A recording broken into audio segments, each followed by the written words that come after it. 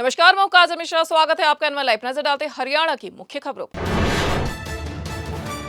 हरियाणा में विधानसभा चुनाव को लेकर बीजेपी लगातार खेल रही है नए दौर। प्रदेश के मुख्यमंत्री रहे मनोहर लाल खट्टर ने ओपीएस को लेकर नाराज चले कर्मचारियों को लेकर खेल दिया है बड़ा दांव। उन्होंने दे दिया है संकेत कि यदि हरियाणा में तीसरी बार सत्ता में आती है बीजेपी तो कर्मचारियों के हित में केंद्र की यूनिफाइड पेंशन स्कीम करेंगे लागू। बीजेपी अपने मैनिफेस्टो में भी नई स्कीम को लागू करने का करेगी वादा। लोकसभा चुनाव के बाद अब हरियाणा के विधानसभा चुनाव में भी ओपीएस रहेगा अहम मुद्दा। हरियाणा के पूर्व डिप्टी सीएम और जेजेपी नेता दुष्यंत चौटाला ने दिया बयान कि मैं इंडिया गठबंधन के साथ गठजोड़ पर हूं तैयार। अगर हमारे पास होती है संख्या और अगर हमारी पार्टी को दी जाती है प्राथमिकता तो इंडिया गठबंधन में जाने को हूं तैयार। हरियाणा विधानसभा चुनाव के लिए बीजेपी ने 90 में से 23 सीटों पर फाइनल कर दिए हैं टिकट। सीएम नायब सैनी इस बार करनाल की जगह कुरुक्षेत्र जिले की लाडवा सीट से उतरेंगे मैदान में। हिसार सिटी सीट पर बीजेपी चौंकाते हुए डॉक्टर कमल गुप्ता का टिकट काटकर उनकी जगह सावित्री जिंदल को दे सकती है टिकट। अंबाला कैंट से अनिल विज ही होंगे उम्मीदवार। आधुनिक हरियाणा निर्माता कहे जाने वाले पूर्व मुख्यमंत्री स्वर्गीय चौधरी बंसीलाल के परिवार में छिड़ चुकी है सियासी जंग। बंसीलाल के पोते अनिरुद्ध चौधरी ने दिया बयान कि मेरी चाची किरण चौधरी नहीं चाहती है कि मैं लड़ूं चुनाव, पर मैं तो शाम से लड़ूंगा और जीतूंगा चुनाव, भले ही बहन श्रुति क्यों न हो सामने। साथ ही उन्होंने हुड्डा व किरण चौधरी के बीच बताया 36 का आंकड़ा।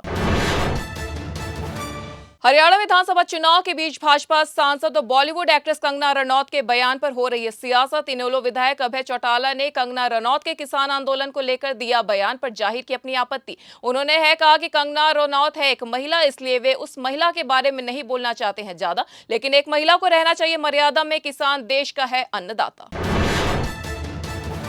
पूर्व मुख्यमंत्री भूपेंद्र सिंह हुड्डा पिछले 5 चुनावों से गढ़ी सांपला किलोई हलके से बने हुए अजय, यहीं से जीतकर 10 साल तक हरियाणा के बने रहे सीएम। इस दौरान हलके के लोगों को न केवल सरकारी नौकरी बल्कि गांव में पानी, सड़क व नई चौपालों की मिली सौगात, बल्कि 35 गांवों में तो बनवाए गए नए स्टेडियम। 2014 व 19 में हुड्डा विधायक तो बने लेकिन नहीं बन सके मुख्यमंत्री। हलके के विकास कार्यों पर पड़ा है इसका सीधा असर।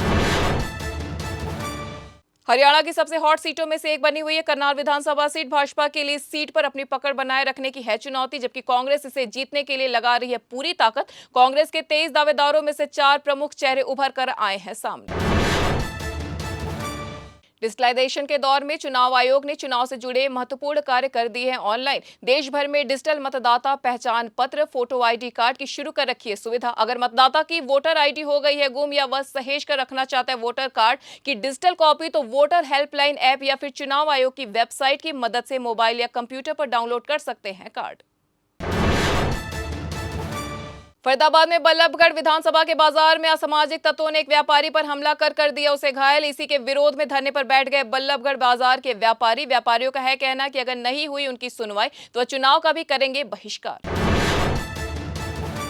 हरियाणा में मानसून एक बार फिर हो चुका है एक्टिव। मौसम विभाग ने 4 जिलों में बारिश का जारी किया अलर्ट। इनमें पलवल, फरीदाबाद, नुहर, रेवाड़ी है शामिल। इसके अलावा कल यानी 28 अगस्त को कैथल, करनाल, सोनीपत, झज्जर, रेवाड़ी, गुरुग्राम, फरीदाबाद, नूह, पलवल और रेवाड़ी में आ सकती है तेज बारिश। राज्य में 31 अगस्त तक खराब रहेगा मौसम।